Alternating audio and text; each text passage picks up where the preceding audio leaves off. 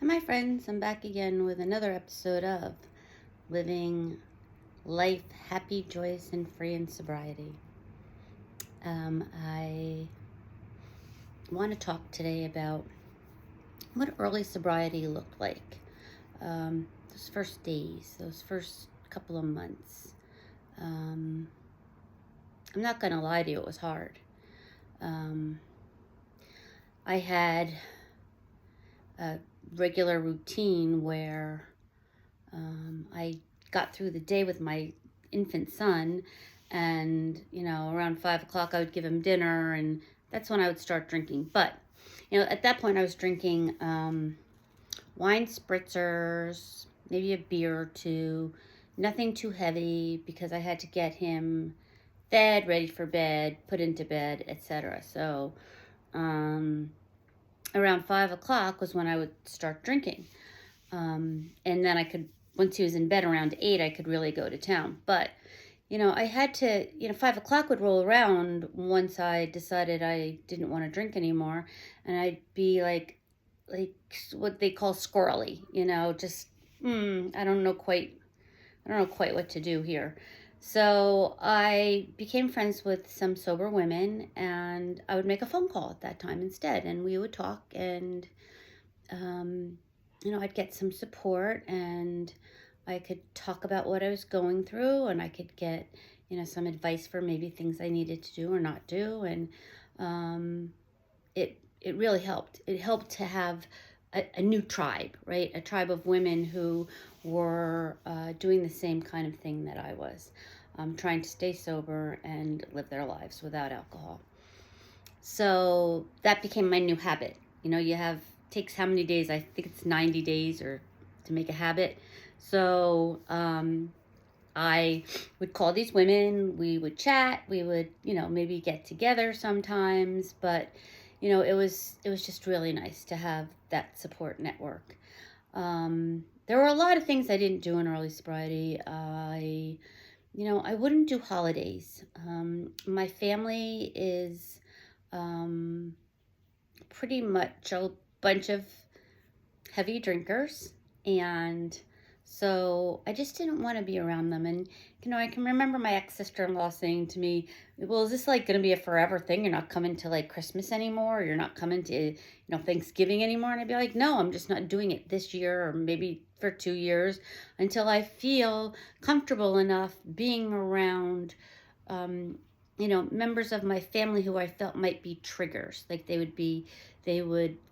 trigger me to want to drink, or I'd be watching them drinking and, remembering times when I did drink with them. And I didn't want to put myself in that position. I'd rather just stay home and have holidays at home and know that I was in a safe place, and, I could call somebody if I needed to or whatever. But I really didn't, I did not want to engage in social activities with my family, with some of my old friends. I needed to make new friends.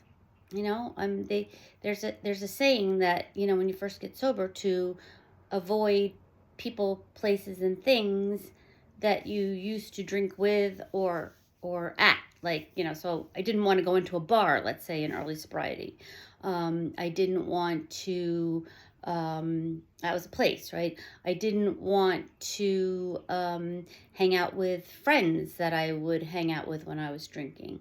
So I was really very vigilant about who I was spending time with, what I was doing. I did a lot of reading in the beginning about recovery and alcoholism, recovery from alcoholism.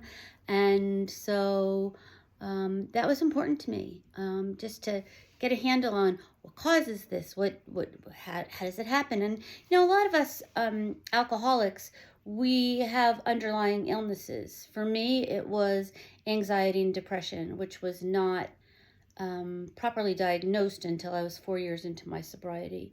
So the early years for me were tough because I was still suffering from anxiety and depression that I had treated and medicated on my own with alcohol.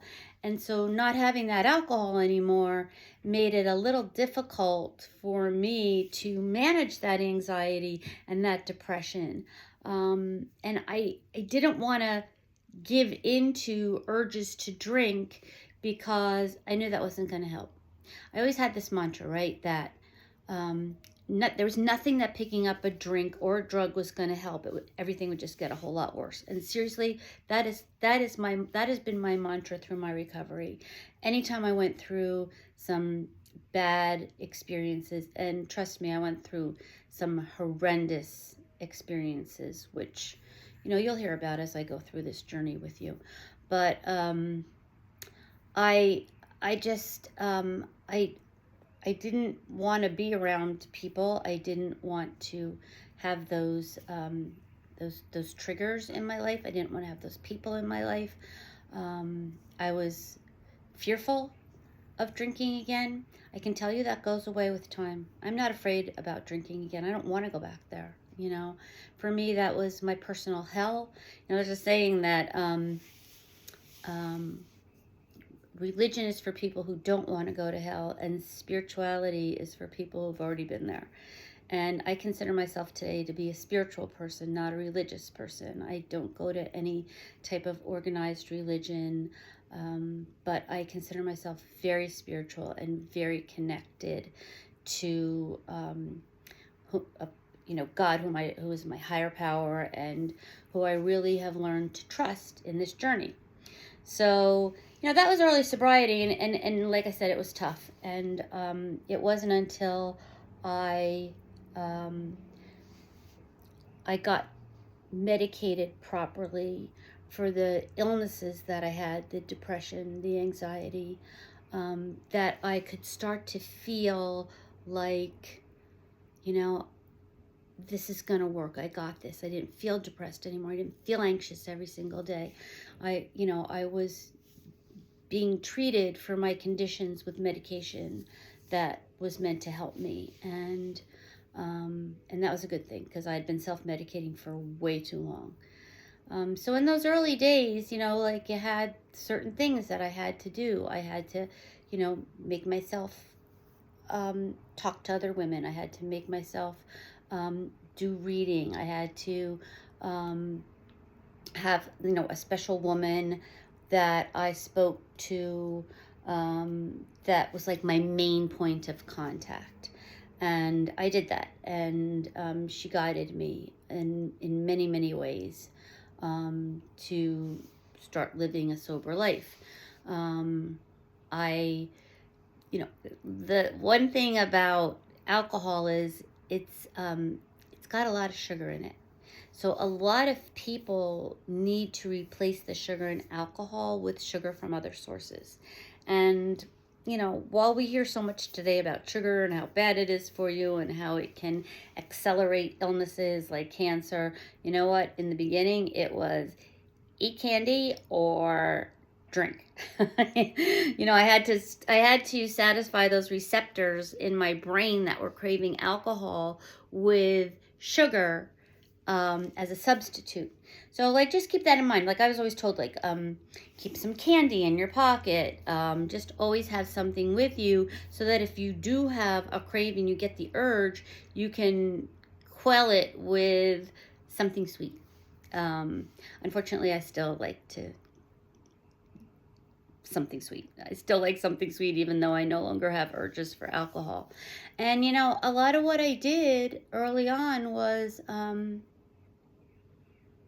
I prayed, and that may not agree, you may not agree with, some of you may not agree with, or relate to praying, but, then talk to the universe or whatever. And I literally prayed to have the obsession and compulsion for alcohol to be lifted from me, because alcoholism is really an obsessive compulsive disease. It's a physical obsession coupled with a mental compulsion that makes it so once you pick up a drink, you think you're going to have one, you think you're going to have two, but once you put that first drink in you, all bets are off. It's, you can say all you want, but that alcohol now has taken a hold of you because of alcoholism, and you can't stop. So you have to do something else so that you don't get those obsessive compulsive behaviors. And one thing I did was pray to have them removed, and they were quickly. So if you have a higher power, then please use him, her, it. If you have the universe, use the universe, use spirit guides, use whatever works for you to help you get that obsession and compulsion taken out of you so that you no longer have those cravings. And that's it for this time, and I'll be back.